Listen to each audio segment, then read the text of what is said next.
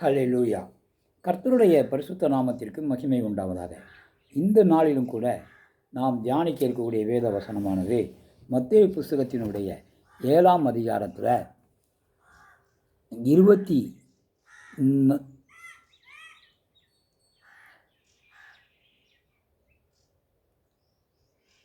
24வது வசனம். ஆகையால் நான் சொல்லிய இந்த வார்த்தைகளை கேட்டு இவைகளின்படி செய்கிறவன் எவனோ அவனை கன்மலையின் மேல் தன் வீட்டை கட்டின புத்தி உள்ள மனுஷனுக்கு ஒப்பிடுவேன் என்று சொல்கிறார். அல்லேலூயா, ஆமென். கர்த்தர் இங்கே 2 மனிதர்களை குறித்து குறிப்பிடுகிறார். ஒன்று புத்தி உள்ள மனுஷன், இன்னொன்று புத்தி இல்லாத மனுஷன்.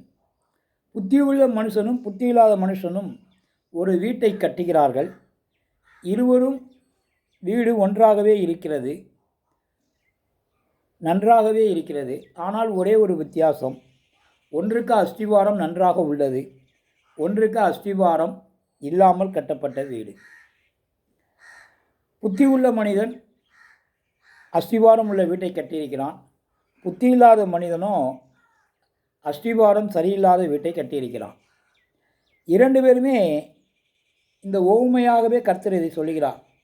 இன்றைக்கு போலி கிறிஸ்தவர்களுக்கும் கள்ள கிறிஸ்தவர்களுக்கும் உள்ள வேறுபாட்டை குறிப்பது தான்.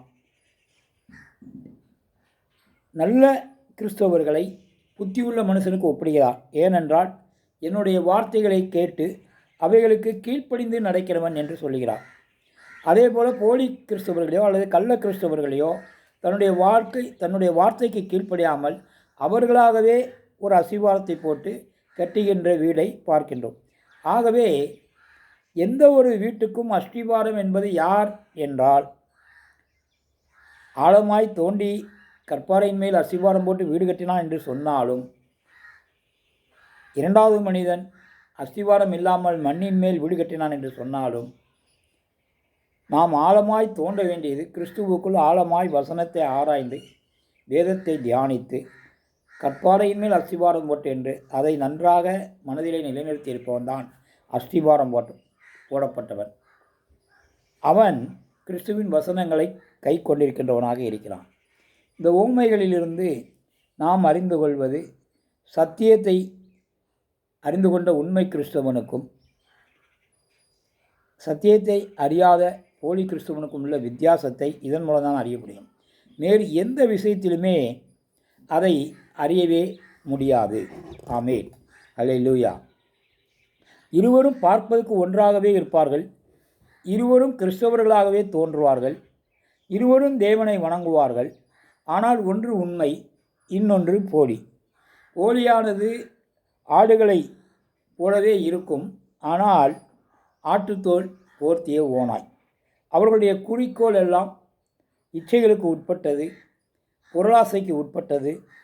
அவர்கள் இதை பயன்படுத்துவது ஆதாயத்துக்காக, சுய ஆதாயத்துக்காக, பொருள் ஈட்டுவதற்காக, தங்களுக்கு என்று சேர்ப்பதற்காக. ஆகவே இப்படிப்பட்டவர்கள்தான் போலி கிறிஸ்தவர்கள் என்பதை இந்த வசனங்களின் மூலமாக கர்த்தர் புத்தியில்லாத மனுஷனுக்கு அவர்களை ஒப்பிட்டு சொல்கிறார். ஆகவே புத்தியுள்ள மனுஷன் கர்த்தருடைய வார்த்தைக்கு கீழ்ப்படுகிறவனாக, கர்த்தருடைய வார்த்தைக்கு கீழ்ப்படிந்து நடக்கிறவனாக, வசனத்துக்கு கீழ்ப்படிந்து நடக்கிறா இருக்கின்றான். ஒரு வீட்டின் முக்கியமான காரியமே, வீடு எவ்வளவுதான் சிறப்பாக காட்சியளித்தாலும் அதற்கு அடித்தளம் வேண்டும்.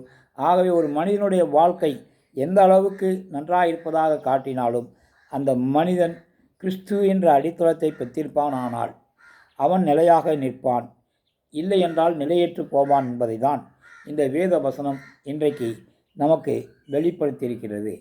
ஆகவே இன்றைக்கு உண்மை கிறிஸ்தவன் என்பவன் கிறிஸ்துவை அறிந்து அவருக்கு கீழ்ப்படிவனாவான். அவன் கிறிஸ்துவின் வார்த்தைகளை கேட்டு அவைகளின்படி செய்கிறவனாய் இருப்பான். கிறிஸ்துவை அறிவது என்றால் கிறிஸ்துவில் அன்பு கூறுவது ஆகும். கிறிஸ்துவில் அன்பு கூறுவது என்றால் கிறிஸ்துவுக்கு கீழ்ப்படுகிறாகும். இதை தான் வசனம் சொல்கின்றது. யோவான் புஸ்தகம் 14ஆம் அதிகாரம் 21வது வசனம். என் கற்பனையை பெற்றுக்கொண்டு அவைகளை கைக்கொள்ளுகிறவனே என்னிடத்தில் அன்பாய் இருக்கிறான் என்று சொல்கின்றது. ஹல்லேலூயா. அவனே தனது வீட்டை கற்பாறையின் மேல் கட்டுபவனாவான் என்று லூக்கா 11:28 சொல்லுகிறது. யோவான் 13:17 சொல்லுகிறது.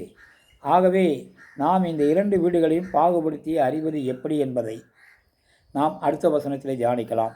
தேவன் தாமே நம்மை ஆசீர்வதிப்பாராக. ஆமென்.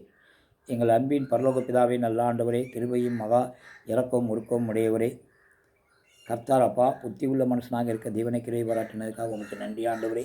ஒரு நல்ல ஹல்லேலூயா சத்தியத்தை அறிந்து கொண்டு சத்தியத்தின்படி வாழ்க்கை வாழ்ந்து சத்தியத்தின் மேல் நின்று வாழ்க்கை நடத்துவது தான் ஒரு புத்தியுள்ள மனுஷனுக்கு அடையாளம் என்பதை கர்த்தர் இந்த நாளிலே இவைகளும் வெளிப்படுத்தின. இப்படியாகவே அப்பா, இந்த செய்தியை சொன்ன எனக்கும் இந்த செய்தியை பார்க்கின்ற யாவருக்கும் தேவன் ஆசீர்வதிக்க முடியாத நம்முடைய கரத்தில் ஒப்பு கொடுத்து புத்தியுள்ள மனிதனாக ஆசீர்வதிக்க முடியாக ஜெபிக்கிறோம். துதிக்க நம்மை மிக உமக்கே செலுத்துகிறோம் நல்ல பிதாவே. ஆமென். ஹல்லேலூயா. ஸ்தோத்திரம்.